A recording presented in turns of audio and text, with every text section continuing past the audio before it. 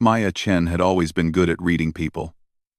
As a therapist working in downtown Seattle, she spent her days listening to secrets, fears, and hidden truths, but nothing in her training had prepared her for the man who walked into her office on that rainy Thursday afternoon. He didn't make an appointment. He simply appeared in her waiting room like morning mist, sitting quietly in the corner chair with his hands folded in his lap. Her receptionist, Janet, seemed oddly calm about it, as if she'd been expecting him all along. "Your 4 o'clock is here," Janet said through the intercom. Though Maya clearly remembered her schedule being free that afternoon, the man was tall and lean, with dark hair that seemed to catch light in unusual ways. His clothes were simple: jeans and a gray sweater. But there was something about the way he carried himself that made Maya think of old trees and deep forests. When he stood to shake her hand, his skin felt surprisingly warm, almost electric. "My name is Kai," he said, his voice soft but carrying an odd weight to it. "Thank you for seeing me." Maya led him into her office, noting how he moved with perfect balance, as if each step was carefully placed. He settled into the chair across from her desk, and when he looked at her directly, she felt a strange flutter in her chest. His eyes were the color of rich earth after rain. "What brings you here today?" Maya asked, falling back on her professional routine. Kai was quiet for a long moment, studying her face. "You help people understand their fears," he said finally. "But what about someone who should be afraid, but isn't?" Maya leaned forward slightly. "Can you tell me more about that?" "I do things that would terrify most people," Kai continued, his voice remaining steady. "I've walked through burning buildings without feeling heat. I've stood in the middle of earthquakes and felt only peace. Last week, I was caught in a landslide and emerged without a scratch." He paused, watching her reaction. "I should be dead a dozen times over, but I'm not, and the strange thing is, I'm never afraid." Maya felt her pulse quicken. She'd heard many unusual stories in her practice, but something about Kai's tone made her believe every word. "Have you always been this way?" "Not always," Kai said, shifting in his chair. "It started about 2 years ago, after an accident. I was hiking alone in the Cascade Mountains when a storm hit. Lightning struck a tree right next to me, and I should have been killed. Instead, I felt this incredible connection to everything around me. The rocks, the soil, the roots underground. When I woke up hours later, I was different." Maya made a note, trying to maintain her professional composure despite the growing fascination she felt. "Different how?" "I could feel things I'd never felt before," Kai explained. "The heartbeat of the earth beneath my feet, the stress patterns in building foundations, the way plants communicate through their root systems. It was overwhelming at first, but gradually I learned to understand it." "That sounds like it could be quite frightening," Maya observed. Kai smiled, and Maya noticed how the expression seemed to light up the entire room. "That's what everyone says. My family thinks I've lost my mind. My friends avoid me now because they say I make them nervous. But the truth is, I've never felt more connected to anything in my life." Maya set down her pen and looked at him carefully. There was no trace of delusion in his eyes. No hint of the disconnection from reality she'd learned to recognize in her patients. If anything, he seemed more present than anyone she'd ever met. "You mentioned that you do things that would terrify most people," she said. "Can you give me some examples?" Kai nodded. "Last month, there was a gas leak in an apartment building downtown. The fire department was evacuating everyone, but I could sense that there were still people trapped on the 3rd floor. The building was ready to collapse, but I went in anyway." "What happened?" "I found an elderly couple who couldn't walk down the stairs.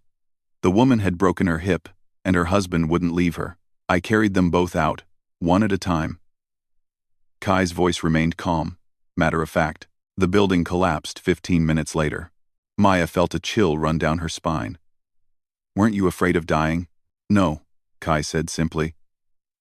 "I could feel the building's structure, its weak points, and stable areas. I knew exactly where to step, which walls would hold, how much time I had. It was like following a map that only I could read." Have there been other incidents like this? Kai nodded. There was a child who fell through ice on Green Lake. Everyone was waiting for the rescue team.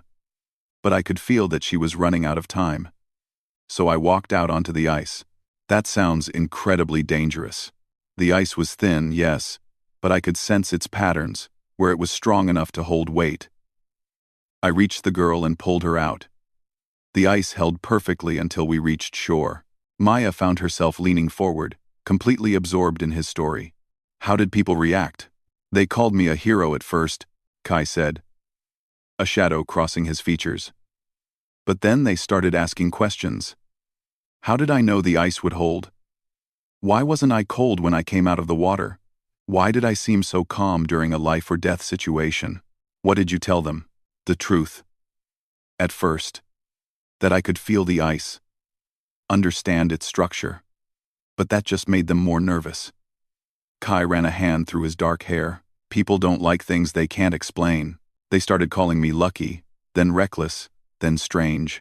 Now most people just avoid me altogether. Maya could hear the loneliness in his voice, despite his calm exterior. That must be difficult. It is, Kai admitted. But what's worse is that I think I'm changing even more. The connection is getting stronger. Sometimes I can feel geological shifts happening hundreds of miles away. I sense when trees are going to fall days before storms hit them. Last week, I felt a small earthquake in California while I was sitting in a coffee shop here in Seattle. That sounds overwhelming. It should be, Kai said, looking directly at her again. But it's not. It feels like I'm finally becoming who I was meant to be. Like I've been asleep my whole life, and I'm just now waking up. I'm Gada. Maya felt her professional boundaries beginning to blur. There was something about Kai that drew her in. Made her want to understand not just his story, but him as a person. What do you think is happening to you? Kai was quiet for a long moment, his gaze moving to the window where rain was beginning to fall more heavily. I think I'm becoming something new, he said finally. Something between human and earth. My family thinks I need medication. My few remaining friends think I need psychiatric help. But I think I need to understand what I'm becoming. Is that why you came to see me? Partly, Kai said. But also because you're the first person I've met who doesn't seem afraid of me. Partly, Maya realized with surprise that he was right. Despite the extraordinary nature of his claims, she felt no fear sitting across from him. If anything, she felt a strange sense of safety, as if being in his presence somehow protected her from the chaos of the world outside. Why do you think that is? She asked. Kai studied her face again, and Maya felt as if he was seeing something in her that she didn't even know about herself. I'm not sure yet, he said. But I think you might be changing too. The words sent a shock through Maya's system. What do you mean? Have you been having strange dreams lately?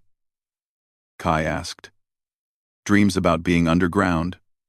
Or feeling connected to growing things? Maya's breath caught.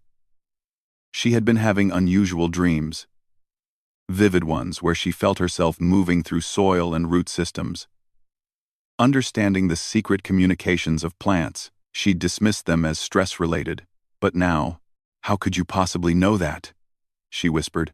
Kai leaned forward, his earth-colored eyes intense. Because I can sense it in you. The same connection I have, but different. Yours is just beginning to awaken. Maya felt the room spinning slightly. That's not possible. 6 months ago, I would have said the same thing, Kai said gently. But we're living in times when impossible things are becoming real. The earth is changing, and some of us are changing with it. This is crazy, Maya said. But even as the words left her mouth, she felt a strange recognition, as if some deep part of her had been waiting for this moment. Is it? Kai asked. Or is it the first sane thing that's happened to either of us in a long time? Maya stood up abruptly, needing to move, to think. She walked to her window and looked out at the rain, trying to process what was happening. Behind her, she heard Kai stand as well, but he didn't approach. He seemed to understand that she needed space. I've been feeling things, Maya said without turning around. In my garden at home. Sometimes when I touch my plants, I swear I can feel them responding. And there are times when I walk barefoot on the grass that I feel like I'm connected to something vast and alive. You are, Kai said softly. We both are. Maya turned to face him. But why us? Why now? I don't know, Kai admitted. But I think we're supposed to figure it out together. The session time had long since passed, but neither of them seemed to notice. Maya found herself looking at Kai with new eyes, seeing not just a troubled patient, but someone who might understand the strange changes she'd been experiencing. What happens now? She asked. Kai moved closer, but stopped when he was still a respectful distance away. Would you be willing to explore this with me? Not as my therapist, but as someone who might be going through the same thing? Maya knew she should say no. Every professional instinct told her this was crossing a line that shouldn't be crossed. But there was something in Kai's eyes, something that spoke to a part of her she was just beginning to understand. I need time to think, she said finally. Kai nodded. Of course. But Maya? He paused until she met his eyes. The dreams you've been having, they're not just dreams, and what's happening to both of us isn't going to stop. We can face it alone, or we can face it together. After Kai left, Maya sat in her office for a long time, watching the rain and thinking about everything he'd said. She thought about her recent dreams, her strange experiences with plants, the growing sense that something fundamental was shifting in her world. That night, she dreamed again. But this time, instead of feeling alone in the underground darkness, she sensed another presence nearby. Someone else who could move through earth and stone, who understood the ancient language of growing things. Someone who wasn't afraid. When she woke up, she knew she was going to call Kai. Whatever was happening to them, he was right about one thing. They didn't have to face it alone. But Maya couldn't shake the feeling that their story was just beginning, and that the real challenges lay ahead. Something was changing in the world. Something that went beyond just the two of them. And whether that change was beautiful or terrifying remained to be seen. As she dressed for work the next morning, Maya caught herself humming softly, a melody she didn't recognize but somehow knew by heart.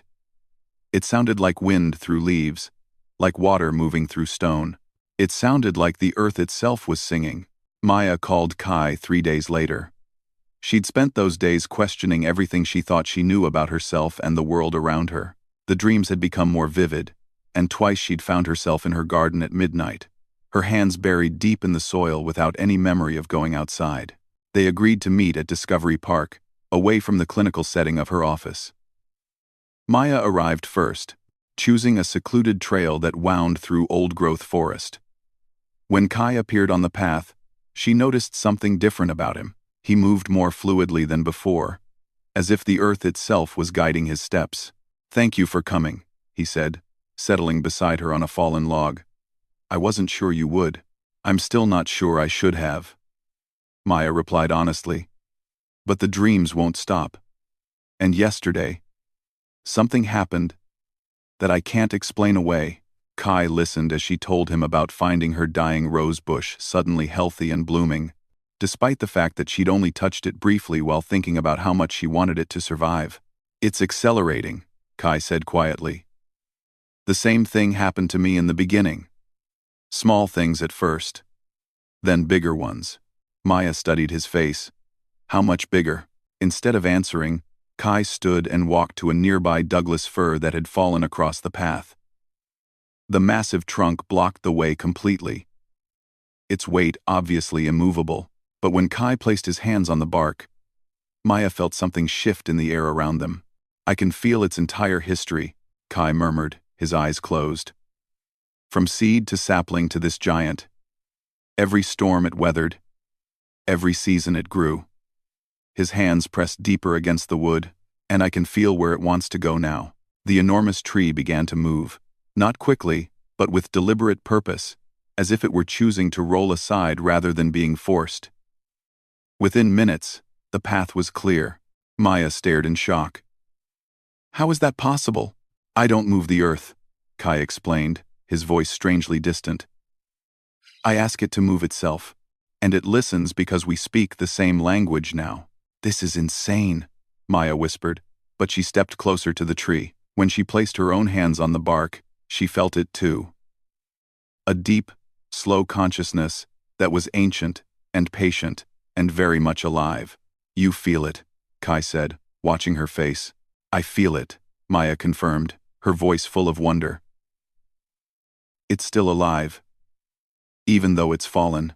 Everything is alive, Kai said. Rocks, soil, water, air. We just forgot how to listen. Maya removed her hands from the tree, trying to process what she'd experienced. But why us? Why now? Kai began walking again. And Maya fell into step beside him. I've been researching that, he said. There are others like us. Others? Not many, but some.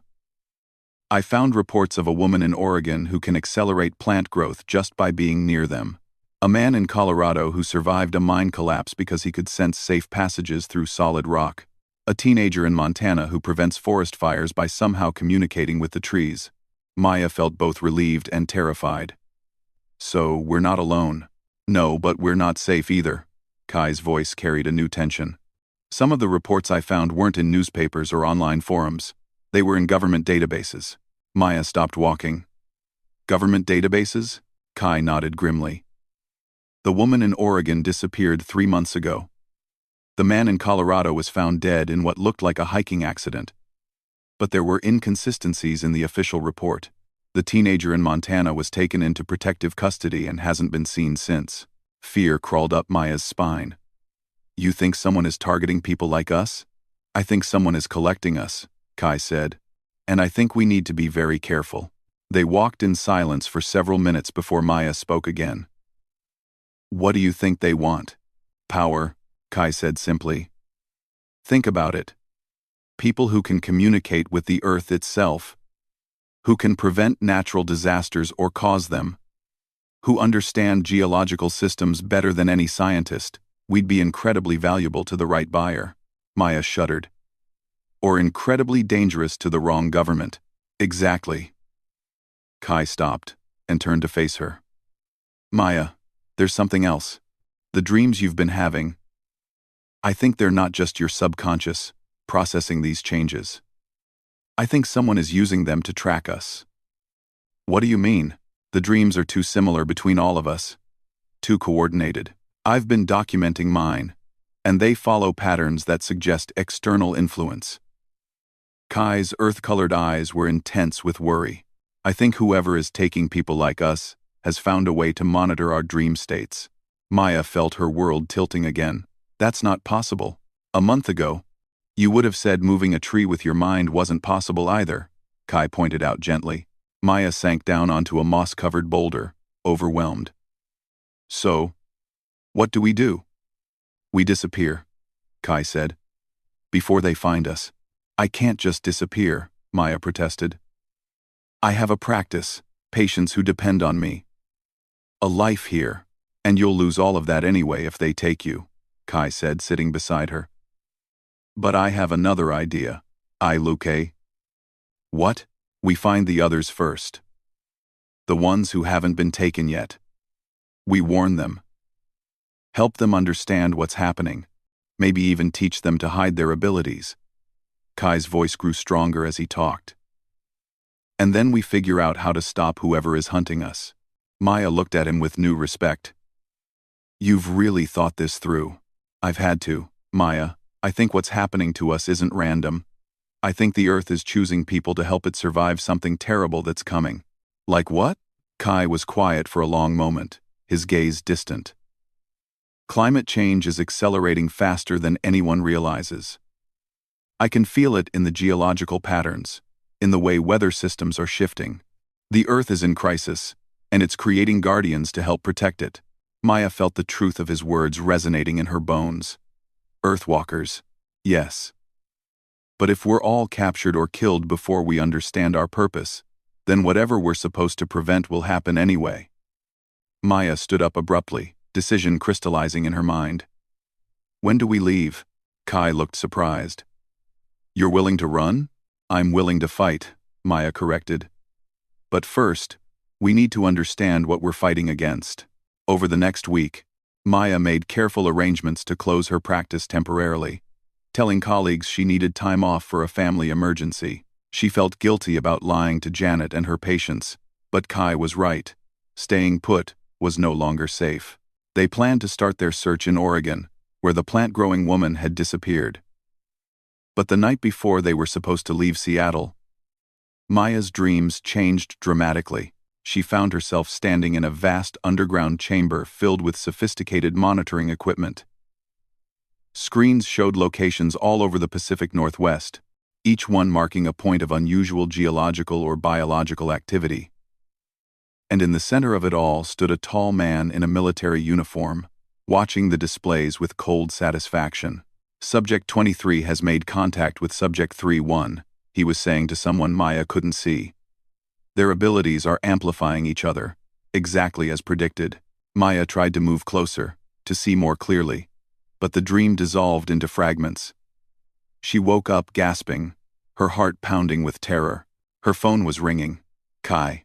They know about us, she said without preamble. I know. Kai's voice was tense. I had the same dream. Maya, we need to leave tonight. What about the others you wanted to find? We'll have to hope they can take care of themselves for now. Someone is tracking us actively, and staying here any longer is suicide. Maya was already moving, pulling clothes from her closet. Where do we go? I have an idea, but you're not going to like it. Tell me. We go underground, literally. There are cave systems in the Cascades that are isolated enough to hide in. And if we're right about our connection to the Earth, we should be able to survive there better than normal people could. Maya paused in her packing. For how long? As long as it takes to figure out how to fight back. An hour later, they met at Maya's car with only essential supplies. As they drove east toward the mountains, Maya found herself looking constantly in the rearview mirror, expecting to see government vehicles following them. Kai, she said as they climbed into the foothills. In the dream, the man called us subjects with numbers. Like we were part of an experiment. I noticed that too, Kai replied grimly. Subject 23 and Subject 31. Which means there are at least 30 other people like us out there. Or were. We don't know how many they've already captured. Maya gripped the steering wheel tighter. This is bigger than we thought, isn't it? Much bigger. And I'm starting to think our abilities aren't naturally occurring. I think someone created us. The implications of that hit Maya like a physical blow. Created us how? I don't know yet. But think about it. We both changed after traumatic events involving electrical activity. Lightning for me, and you mentioned having a minor car accident during an electrical storm 6 months ago. Maya's blood went cold. She had been in an accident during a storm, though she'd barely mentioned it to Kai. Her car had been struck by lightning while she sat inside, waiting for the storm to pass. She'd been unconscious for several hours, and woke up in the hospital with no memory of how she'd gotten there. They did something to us, she whispered. I think so. The question is, whether they meant for us to develop these abilities, or whether we're an unexpected side effect of something else they were trying to do. Either way, we're loose ends that need to be tied up. Exactly. They drove in tense silence until they reached a remote trailhead that Kai had researched. The cave system he'd found was several miles into the wilderness, accessible only by hiking trails that would be difficult to track. As they shouldered their packs and began the climb into the mountains, Maya realized that she was leaving behind everything she'd ever known. Her career, her home, her entire identity were being stripped away by forces she didn't understand. But walking beside Kai through the forest, feeling the mountain itself welcoming their presence, she also realized that she'd never felt more alive. Whatever was happening to them, whatever dangers lay ahead, she was finally becoming who she was meant to be. Kai, she said, as they paused at a mountain stream to refill their water bottles. What you said earlier, about the Earth choosing guardians, do you really believe that?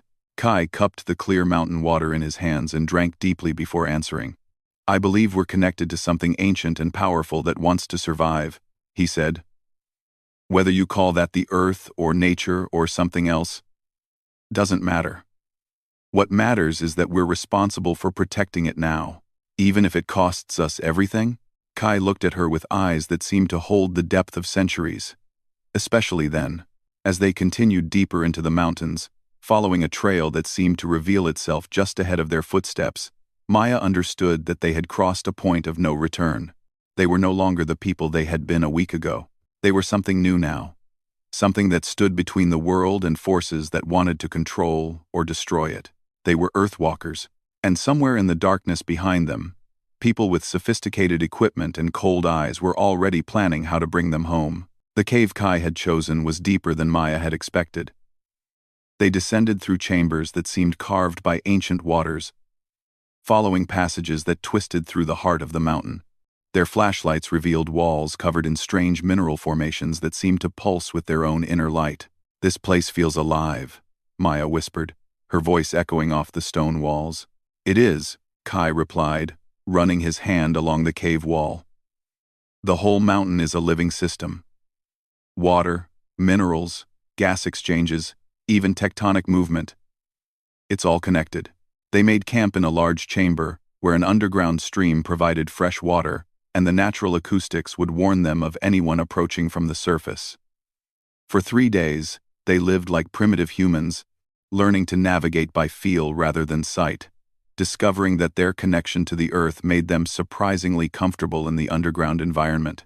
On the 4th day, Maya made a discovery that changed everything. She had been exploring a narrow passage that led deeper into the mountain when her hands touched something that wasn't stone. Carved into the wall were symbols, not random scratches, but deliberate markings that formed patterns her mind somehow recognized.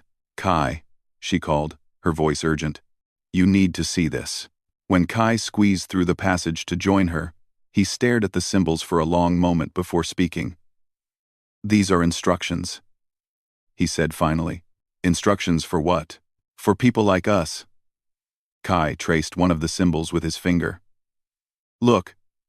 This one shows the connection between a person and tree roots. This one shows someone moving through solid rock, and this one." He paused at a complex symbol that seemed to depict multiple figures joined by flowing lines of energy. "What does that one mean?" "I think it shows what happens when Earthwalkers work together. When we combine our abilities." Maya studied the carving more carefully. "How old do you think these are?" "Andin. How old do you think these are?" "Ancient. Maybe thousands of years old." "Maya, I don't think we're the first people to go through these changes. I think this has happened before, in cycles." "Cycles of what?" "Crisis. When the Earth faces a major threat, it creates guardians to help it survive." Maya felt a chill that had nothing to do with the cave's temperature. "What kind of threat are we facing now?" Before Kai could answer, they heard something that made them both freeze. The sound of boots echoing from the cave entrance.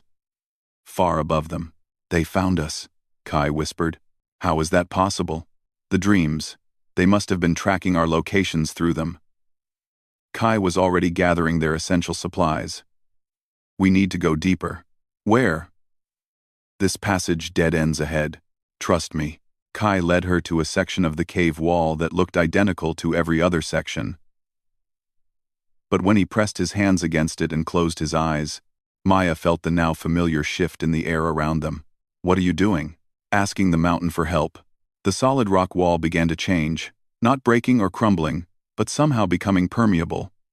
Within minutes, there was an opening, just large enough for them to crawl through. "How did you know that was possible?" Maya asked as they squeezed through into another passage. "The symbols," Kai replied. "They showed me." They moved quickly through passages that Kai somehow navigated perfectly in the darkness. Behind them, the sounds of pursuit grew louder. Multiple people with equipment, moving systematically through the cave system. "Kai. They're going to catch us," Maya said, trying to keep panic out of her voice. "No, they won't. Because we're going somewhere they can't follow." "Where?" "The heart." Maya didn't understand what he meant until they emerged into a vast chamber that took her breath away. The space was enormous, cathedral-like, with formations that seemed to glow with their own natural light. And in the center was something that defied explanation. a formation that looked organic rather than geological.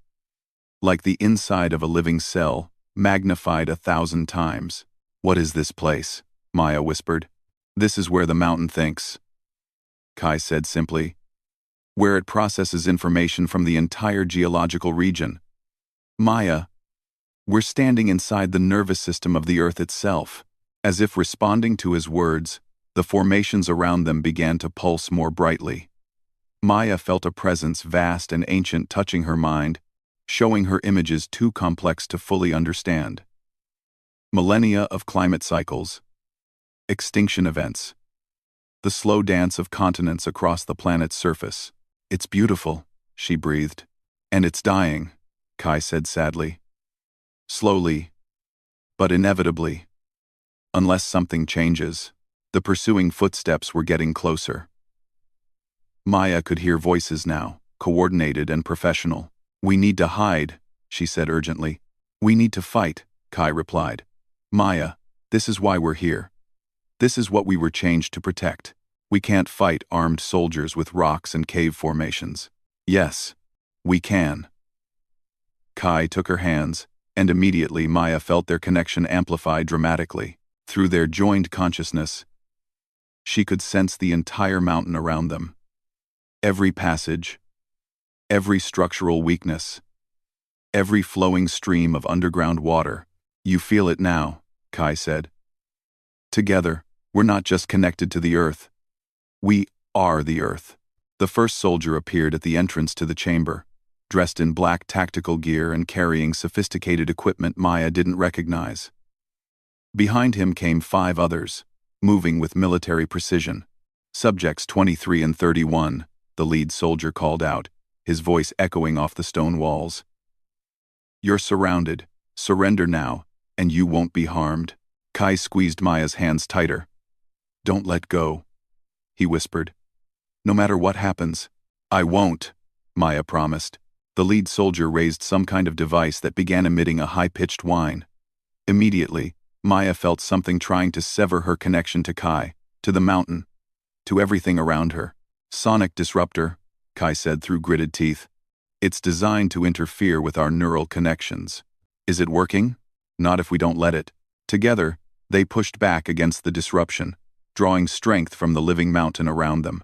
The formations in the chamber pulsed more brightly, and Maya felt the presence of other consciousness joining theirs. Not human, but intelligent, and very, very old. "Impossible," the lead soldier muttered, checking his equipment. "The disruptor should be overwhelming their nervous systems. Maybe they're not entirely human anymore," another soldier suggested.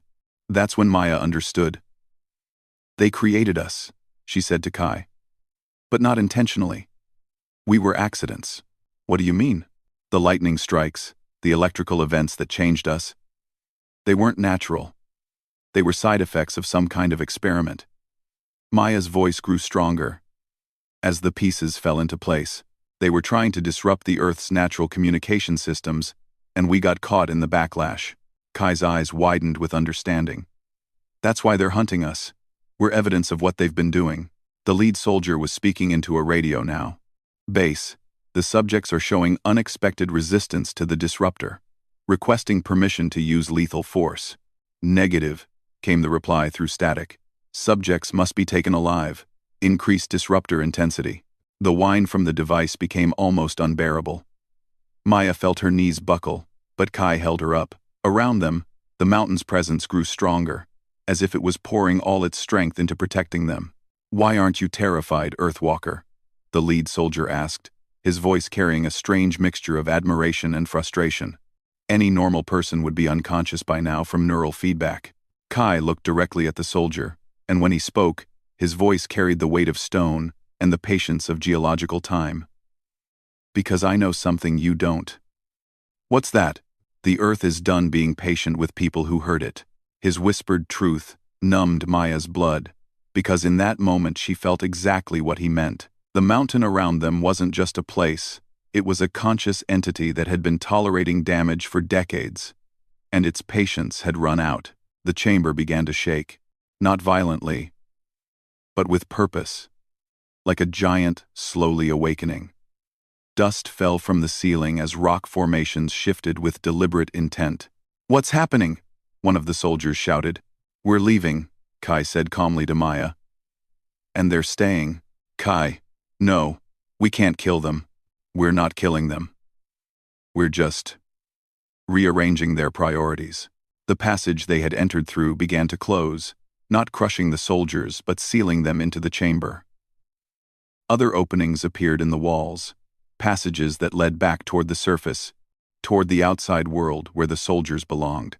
"This way out," Kai called to them, pointing to the new openings. "Or you can stay here and think about why you're chasing people who are trying to protect the planet you live on." The soldiers looked around nervously as more passages opened and the chamber continued to shift around them. Their sophisticated equipment was useless against forces they didn't understand. "Go," the lead soldier finally ordered his team. "Fall back to base." As the soldiers retreated through the newly opened passages, Maya felt the mountain's presence settle back into calm watchfulness. The formations around them returned to their gentle glow. "Is it over?" Maya asked. "This part is," Kai replied. "But Maya, we can't hide anymore. The world needs to know what's happening. They'll never believe us." "They will when we show them," Kai gestured to the incredible chamber around them. "When we bring people here, when we teach others to listen to the Earth the way we can, when we help prevent the disasters that are coming." Maya looked around at the vast, living space that had protected them. "How many others do you think are out there? People like us? More than they've captured, I hope, and more being chosen every day as the crisis accelerates. What do we do now?" Kai smiled, and Maya saw hope in his expression for the first time since they'd started running. "Now we stop hiding and start building. We find the others. We teach people what we've learned. And we help the Earth defend itself." "That sounds dangerous. Everything worth doing is dangerous." Kai took her hand again, and Maya felt their connection flowing not just between them, but outward to the mountain, to the forest above, to the network of living systems that covered the planet. "But we're not alone anymore." Maya felt the truth of his words settling into her bones. They had found each other.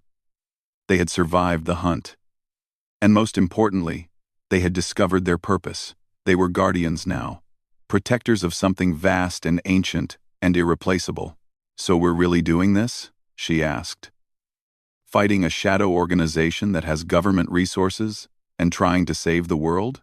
"We're really doing this," Kai confirmed. Together. As they prepared to leave the chamber and return to the surface world, Maya realized that she was no longer the same woman who had sat in a therapist's office just weeks ago. That person had been lost to fear, disconnected from the natural world, unaware of her own potential. The person she was now understood that she was part of something larger than herself. She could feel the heartbeat of the planet beneath her feet, sense the intricate web of life that connected every living thing, and she knew that she and Kai and all the others like them were threads in that web, placed strategically to help it survive the coming storms. The world above was still dangerous. There were still people hunting them, still forces trying to exploit or destroy the Earth's natural systems. But Maya was no longer afraid.